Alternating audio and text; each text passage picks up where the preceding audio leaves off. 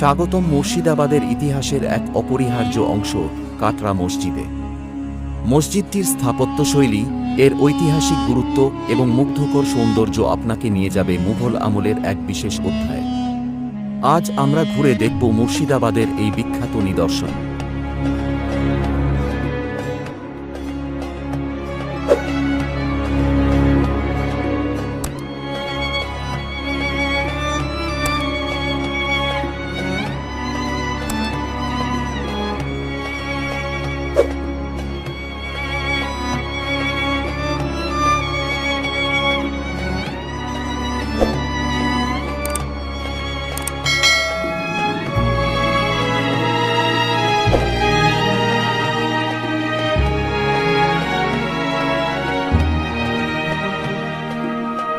কাটরা মসজিদের প্রতিষ্ঠা হয় 1723 সালে।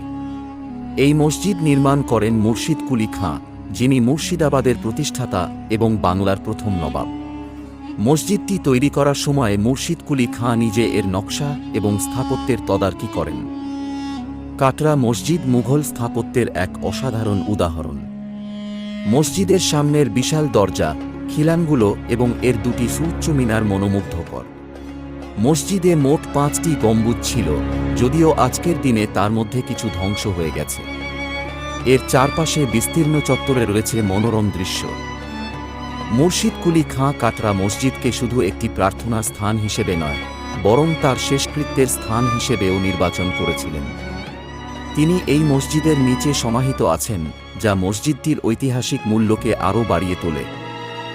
বর্তমানে কাটরা মসজিদ একটি ঐতিহাসিক স্থাপত্য নিদর্শন হিসেবে পরিচিত, যেখানে প্রতিদিন বহু পর্যটক আসেন। তবে সময়ের সাথে সাথে এর কিছু অংশ ক্ষতিগ্রস্ত হয়েছে। মসজিদটি সংরক্ষণের জন্য বিভিন্ন উদ্যোগ নেওয়া হয়েছে, যাতে এটি ভবিষ্যৎ প্রজন্মের জন্য সংরক্ষিত থাকে। কাটরা মসজিদ শুধু মুর্শিদাবাদের ইতিহাসের একটি অংশ নয়, এটি বাংলার গৌরবময় অতীতের নিদর্শন।